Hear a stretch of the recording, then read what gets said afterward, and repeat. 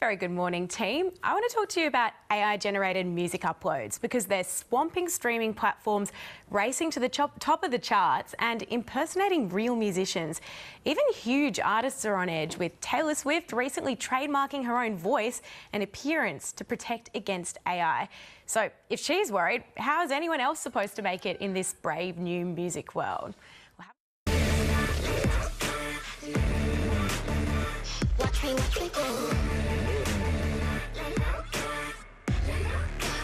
Watch me go, psycho. Watch me go. Watch me go. That is Go Psycho by Melbourne musician Lulka, who joins me now. Lulka, thank you so much for joining the program. Hi, thanks for having me. Now, that song wasn't AI generated, but you've spent a year pushing AI to its limits as part of your creative process. Can you tell me about what that was like? Yeah, I wasn't looking to embrace AI so much, but wanting to experiment with it because I wanted to see how it could potentially fit into my creative practice. And what I found was that generative AI definitely lowered the bar for entry for people wanting to create things. But I found that it actually raised the bar for artists because artists can no longer rely on our own technical skill alone to stand out. We need to be offering something more unique and special. So that's what I came away with, yeah. And I wanted to see whether what these tech companies were promising of it making workflow frictionless was actually true. And what I found was something very different. Well, we actually have a clip of a music video that you made using AI. Let's take a look at that.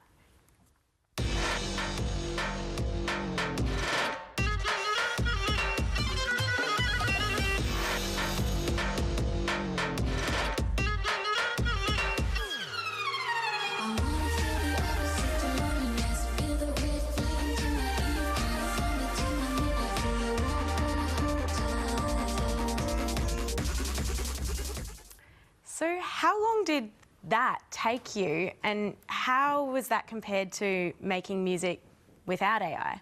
Yeah, so that was, I started playing around with Midjourney and Runway when it first started coming out, and I found that it took, I would say, 10 times longer to even get close to what I wanted to achieve than if I did it perhaps the old-fashioned way, hired a videographer, a crew, things like that. Yes, the cost was a lot lower monetarily wise, and that's why I said it definitely lowered the bar for entry for a lot of people wanting to create. But in terms of the output, what I discovered was that it required a lot more from me, a lot more time, a lot more thought. I learned a lot throughout the process.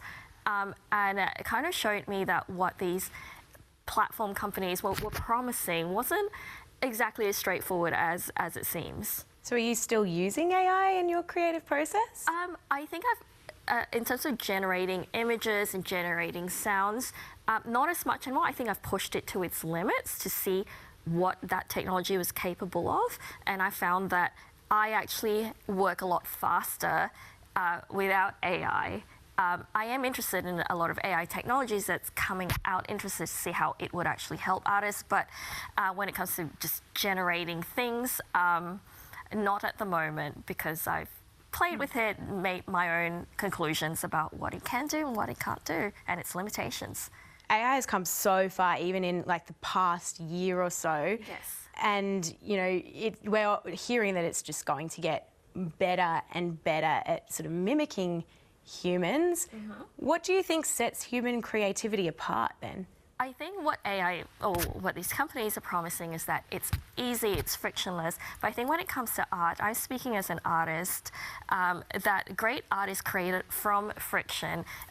Generative AI leapfrogs that messy process from like ideation to like the end product, whereas I think art emerges from that messy part in the middle where you're creating and struggling and working to create something from there. So I think that's where the difference is. So with the rise of all these AI-generated songs on platforms, are you at all worried as an artist? Well, if we look at the data, there's over 60,000 songs, maybe even more updated daily to these platforms. So it's a lot of songs being uploaded.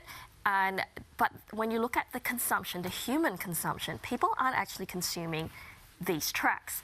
These tracks race to the top of the charts because they're being consumed by humans deploying bots to game the system and get the streams. So what that tells me is that humans and consumers are not actually wanting these products.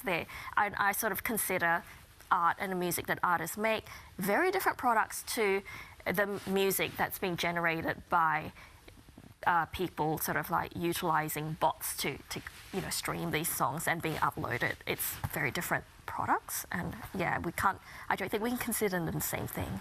It's a really interesting conversation. I guess we're seeing, the rise of bots in a lot of different parts of social media as well, and it's hard to figure out what interactions are genuinely from humans versus bots online. Yeah. But where do you see the future of the music industry heading? I think technology isn't inherently good or bad. I think that we need to remember that it's always people in power who are shaping how these technologies, the direction these technologies go in. I think a more structural and collective approach is needed if we want to see this technology being used for the good of humankind. I think that means staying informed, staying engaged, and having conversations and making sure that we don't just throw our hands up in the air or stick our heads in the sand. I think it's a fine balance there of being informed. Lalkat, thank you so much for joining News Breakfast. Pleasure.